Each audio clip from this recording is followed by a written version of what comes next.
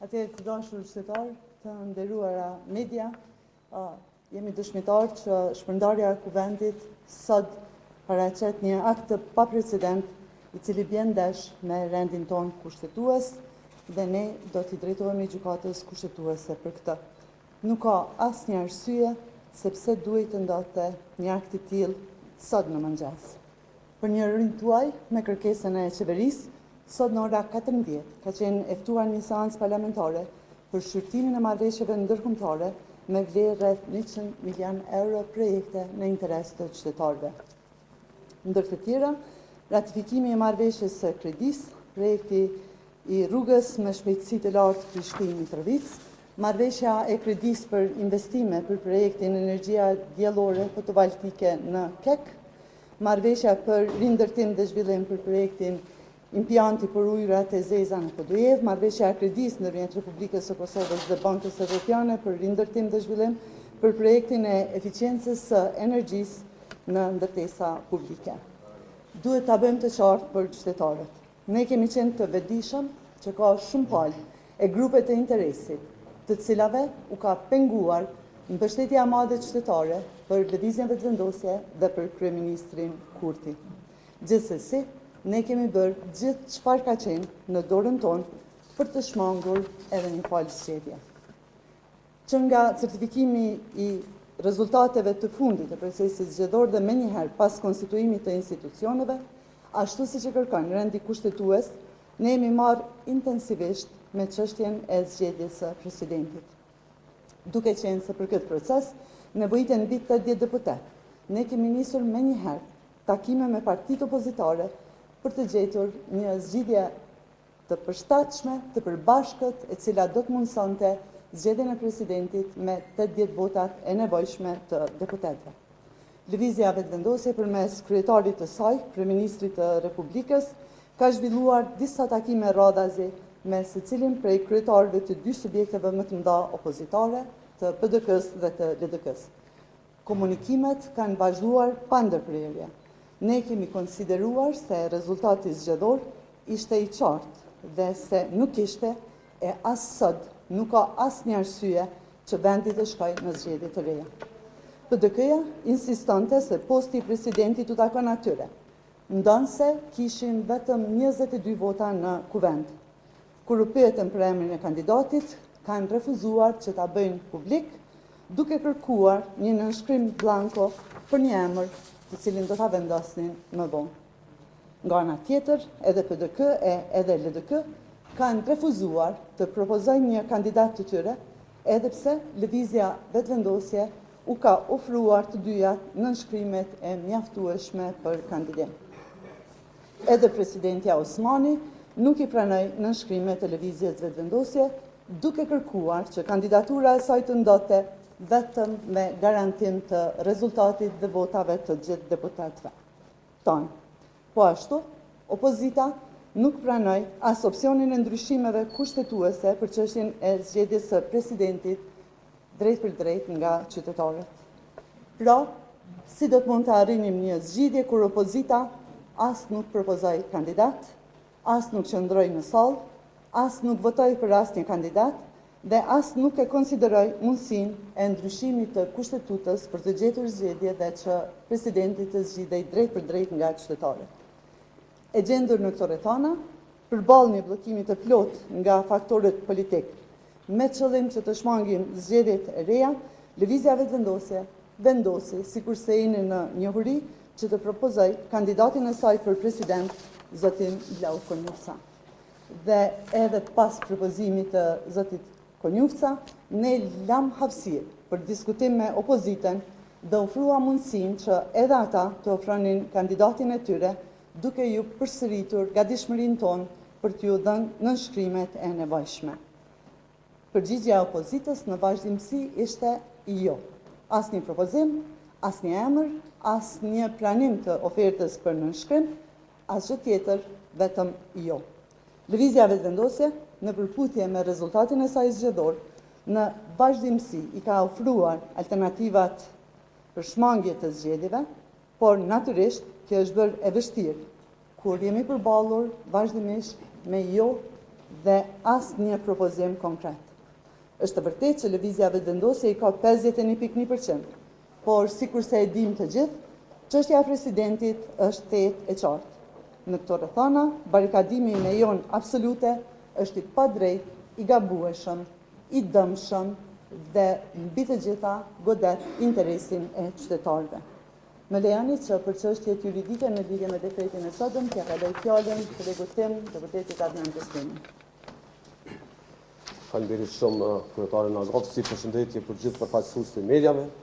Do ta themi që në krye të herës që veprimi i sotëm për të shpërndarë kuvendin, legislaturën e 10, është qartazi në kundërshtim me kushtetutën, është një veprim arbitrar që i bie ndesh me bazën juridike, me bazën kushtetuese dhe që natyrisht të cënon funksionimin kushtetues të institucioneve. Kushtetuta e Republikës së Kosovës nuk ka asnjë boshllëk kushtetues për sa i përket rrethanave të shpërndarjes së kuvendit. Në kontekstin aktual, për sa i përket zgjedhjes së presidentit apo të presidentit së Republikës, Kushtetuta e Kosovës paraqet dy momente të shpërndarjes së kuvendit dhe natyrisht shpalljen e zgjedhjeve të parakoshme. Momenti i parë është sipas neni 86 paragrafi 6, kur pas nisjes së procedurës për zgjedhjen e presidentit të Republikës, edhe në raundin e tretë me pjesëmarrje natyrisht e quorum, dështon zgjedhja e presidentit të Republikës qoftë me 61 vota për, momenti që nuk është në situatën aktuale, dhe rrethana e dytë kushtetuese është që pas fillimit të procedurës, brenda 60 ditëve, Kuvendi i Kosovës nuk arrin të zgjedhë një president pavarësisht epilogut. Natyrisht, sot jemi në ditën e parë të afatit 60 ditor. Ende pa u bën 24 orë, edhe 59 ditë procedurë që Kuvendi të përpiqet për të zgjedhur presidentin e Republikës, ne kemi dekretin për shpërndarje të Kuvendit të Republikës së Kosovës. Natyrisht, dekreti është në kundërshtim të plotë me Kushtetutën e Republikës së Kosovës dhe përbën po ashtu një cënim të drejtë për drejtë të rendit kushtetues, për cilën padyshim siç ata dhe kryetarja e grupit parlamentar, ne do t'i drejtohemi gjykatës kushtetuese me kërkesë kundër këtij dekreti, si dhe me kërkesën urgjente për masë të përkohshme për të kufizuar efektet dhe pasojat e parikuperueshme dhe të pakthyeshme në një rrethon aktuale që pamundson funksionimin e institucioneve në mënyrë ligjore, kushtetuese dhe në përputhje natyrisht me vullnetin e dalur nga zgjedhjet e 28 dhjetorit. Është për të ardhur keq pas një dyshim që presidenti i Republikës, që është garantuese funksionimit të institucioneve, funksionimit kushtetues të institucioneve, ndërmerr një veprim të tillë arbitrar në kundërshtim me Kushtetutën në ditën e parë të afatit 6 dhjetor për të shpërndarë kuvendin, ndërkohë që e ka përgjegjësinë për të mundësuar funksionimin kushtetues të cilit institucion. Në anën tjetër dhe për te natyrisht rrafshi kushtetues, do ta kemi një gjë parasysh. Kuvendi i Kosovës ka pasur plotësisht bazën kushtetuese për të përpjekur për të zgjedhur presidentin e Republikës së Kosovës në përputhje me procedurën që ka filluar në brëm. Edhe 59 ditë. Data më hershme eventuale për shpërndarjen e kuvendit dhe shpalljen e zgjedhjeve të parakoshme do të ishte 4 maj nga sot. Pavarësisht dhe ndërkohë nëse nuk do të kishte ndonjë veprim qoftë nga ana kuvendit për të zgjedhur presidentin apo presidenten, apo eventualisht ndonjë trajtim nga ana gjykatës kushtetuese dhe ndonjë vendim në këtë kontekst, sepse siç e dini, mbrëm kryetaria e kuvendit është drejtuar me një kërkesë tashmë gjykatës kushtetuese dhe ka kërkuar natyrisht të interpretim me gjykim të rrethonës kushtetuese të krijuar në kuvend, duke kërkuar madje edhe masë të përkohshme për të ndërprerë rrjedhën e këtij afati 60 ditor. Por përsëris, më së heri eventualisht shpërndarja e kuvendit mund të ndodhte me 4 maj, edhe 2 muaj nga sot, në përputhje me Kushtetutën, siç e parashë në 82 paragrafi 3. Madje paradoksalisht, edhe vetë dekreti i presidentit për të shpërndarë kuvendin në bazën kushtetuese në krye të aktit i referohet në 82 paragrafi 3, që thotë se kuvendi shpërndahet nëse dështon të zgjedhë presidentin e Republikës brenda 60 ditëve nga momenti i nisjes së procedurës. Prandaj është shumë e rëndësishme domethënë me qartësu këtë aspektin kushtetues, gjithsesi do t'i drejtohemi gjykatës kushtetuese, presim masën e përkohshme për të ndaluar dhe kufizuar pasojat juridike të këtij dekreti, dhe duhet ta themi edhe një gjë, për te interpretimit të gjykimit të ftohtë kushtetues, që është krejtësisht i pabazuar, nuk ka pasur kurfar urgjence as në rrafshin politik institucional për të shpërndarë kuvendin. Domethënë nuk ka pasur në rendite Kuvendi i Kosovës ndonjë vendim ose ndonjë veprim të ndëmshëm për interesat e Republikës së Kosovës, për të cënuar integritetin territorial, për të marrë ndonjë vendim që cënon rendin kushtetues, aq më tepër që kishte në rendite ratifikimin e marrëveshjes ndërkombëtare të vlefshme të dobishme për qytetarët e Republikës me mbi 100 milionë euro. Don, cila është urgjenca e dobia le të themi politike përtejse pavazhdueshmërisë kushtetuese të këtij veprimi të Presidentit të Republikës. Po përsëris është për të ardhur keq që Presidenti i Republikës së Kosovës në muajin e fundit të mandatit të saj po mbyll mandatin 5 vjeçar me shkelje të rëndë kushtetuese. Ju faleminderit, jemi të gatshëm për pyetje për secilin aspekt. Ku po e bazoni në fakt ju ai caktoni ju apo kushtetuese se ku numeri me nis procedurat apo po cakton kushtetuta e Kosovës me që nini 86 po flas për ninin për zgjedhjen e presidentit, paragrafi 2, nëse nuk gaboj, thotë që zgjedhja e presidentit duhet të bëhet 30 ditë para përfundimit të mandatit të presidentit aktual. Ky është afati i fundit kohor. Procedura ndoshta niseshin me 5 janar, me 6, me 3 shkurt, ku ta dijon, po ky është afati i fundit kur edhe gjykata thotë që duhet të zgjidhet presidenti. Pra, çysh e bazoni këto edhe çysh e argumentoni këto para gjykatës kushtetuese në kërkesën e juaj që Së pari gjykata kushtetuese në asnjë rast nuk tregon se kur duhet të zgjedhet më së voni presidenti. E dyta, kushtetuta thot, po jo gjykata. Ju thot. A mundem se e kam të qartë pyetjen, e kam të qartë pyetjen. Është e vërtetë që në 86 paragrafi 2 flet që Presidenti i Republikës duhet të zgjedhet të mos voni 30 ditë para përfundimit të mandatit të presidentit aktual. Po nuk paraqet asnjë pasojë juridike se çfarë ndodh nëse nuk ndërmerret ose nuk përmbyllet ky veprim. Në titin 9, paragrafi 6 e paraqet pasojën e shpërndarjes së kuvendit dhe mbajtjen e zgjedhjeve të parakohshme brenda 45 ditëve më së voni, nëse dështon zgjedhja e presidentit të Republikës edhe në raundin e tretë në një seancë me quorum ku asnjë kandidat nuk merr së pagu 60.000 vota. Në anën tjetër, neni 82, që flet në mënyrë eksplicite për shpërndarjen e kuvendit, paraqet 3 rrethona të shpërndarjes së kuvendit.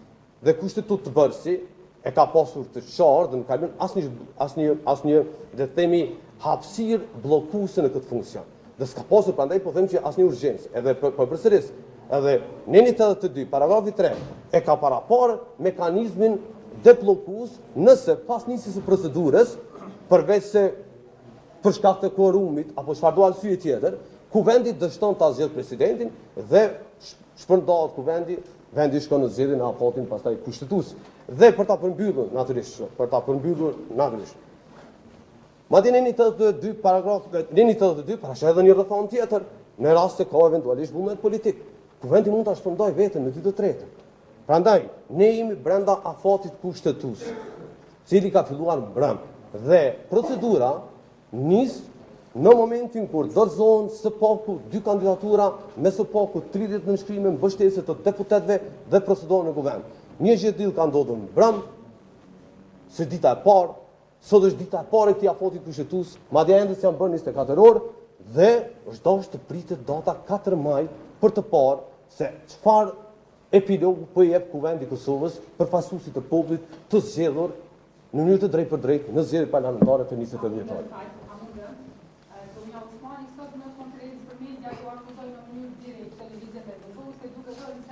Njerëz të paqënqeshëm dhe të rrezikshëm e kanë sjellur këtë gjendje që kemi sot. Madje Zonja Osmani tha se nuk dia do të plotësohet dëshira, duke pasur fjalën në televizën vetëvendosje për shtyrjen e zgjedhjeve.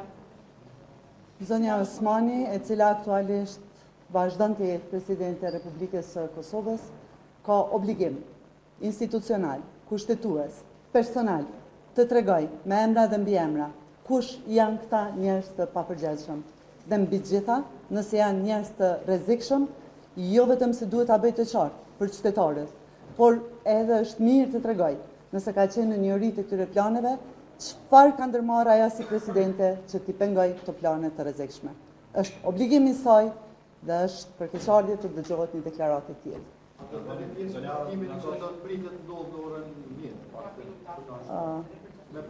Do të shohim shumë pak, unë nuk besoj që ka asnjë arsye të merret pjesë në një takim të tillë, për faktin e thjeshtë, siç e tham, se ky është një veprim jo vetëm që bën ndesh me kushtetutën, por edhe një veprim i nxituar dhe që nuk është në interes të vendit. Deklarohet disa herë që Vjosa Osmani ka shkelur kushtetutën për me shpërbërjen e kuvendit, e bajtur, nëse mund të quhet ashtu në projza pjesën e shkeljes kushtetutës, për të krysh partia ju jo zona e avon se jeni ajo që keni shkel kushtetutën, çka keni për të thënë që se po shpej ka sigur se është shkelje kushtetutës, duke marrë parasysh që nuk keni bashkëmbëllim më mirë për shkeljen e kushtetutës. Kjo është interpretimi juaj, nëse doni të krahasoni edhe të ktheheni edhe një herë të vendimit që unë ka marrë, i cili pastaj u kontestua nga gjykata kushtetuese, ka pas të bëj me më shumë se 440 fëmijë të komunës së Kamenicës, të cilët për 2 vite nuk e kanë mbijuar shkollimin. Vendimi im ka qenë në interesin më të mirë të atyre nxënësve dhe kontestimi i gjykatës në raport me vendimin tim ka qenë thjesht për arsye procedurale, formale, pra pse kemi marrë ne si ministri atë vendim. Që është diçka që është krejtësisht e ndryshme me një situatë ku në një republikë parlamentare shpërndahet parlamenti me nxitim në orët e hershme të mëngjesit, në ditën kur fillan të rrihet afati kushtetues prej 60 ditëve për përmbylljen e përzgjedhjes së presidentit. A kemi pyetje tjera? Po.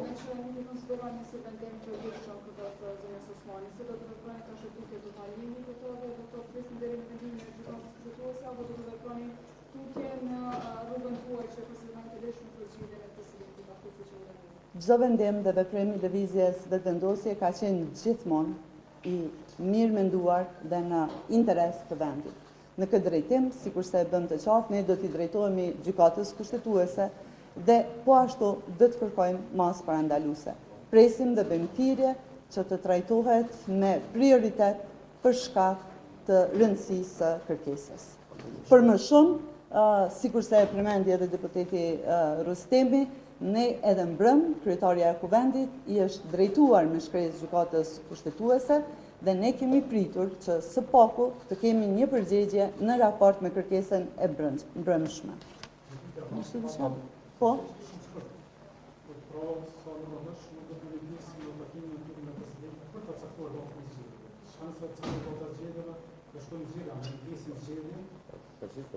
Ne shkojmë me radhë.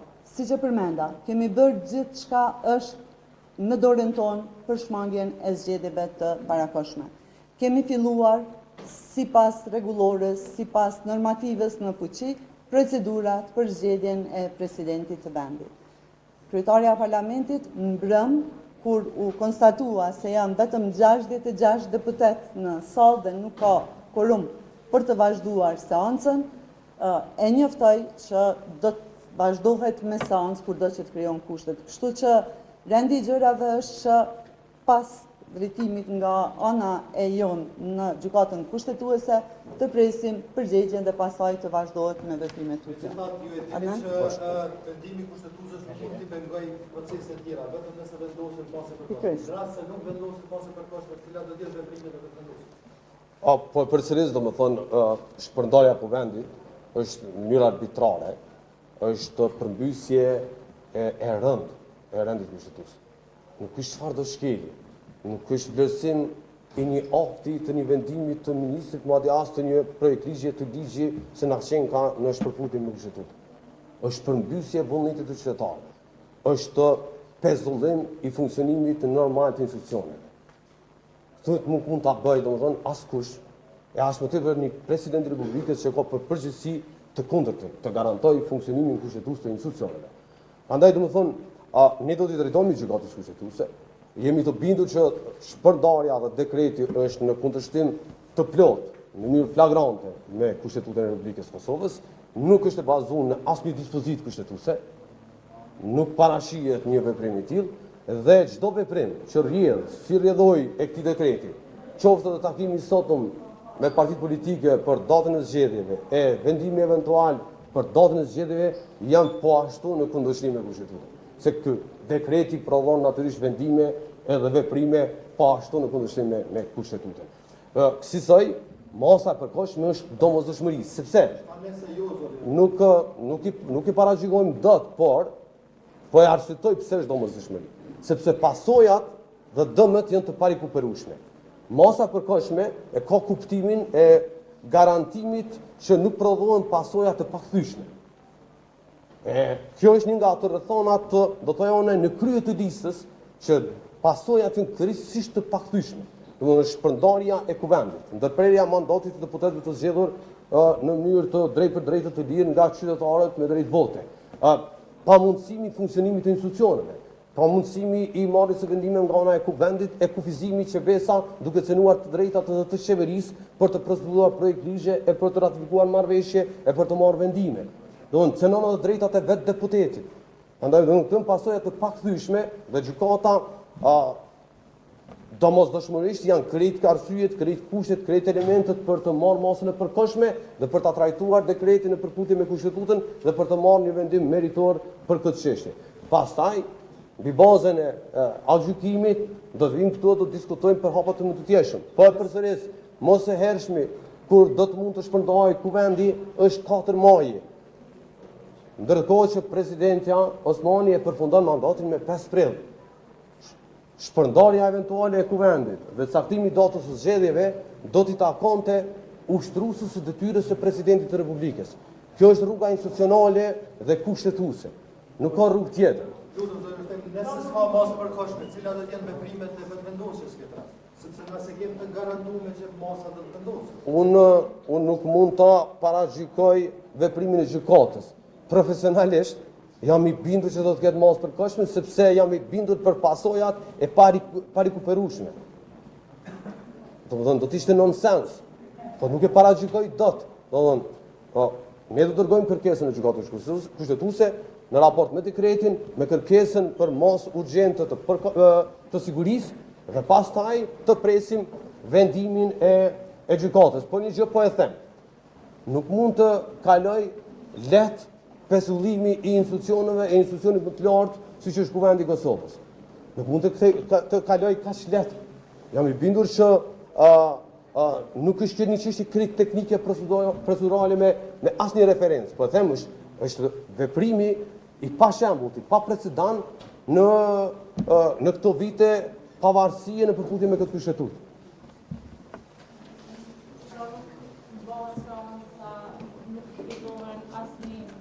Asnjë procedurë tjetër në kuvendin e Kosovës përderisa s'ka masë. Ju faleminderit shumë gjithëve. Faleminderit.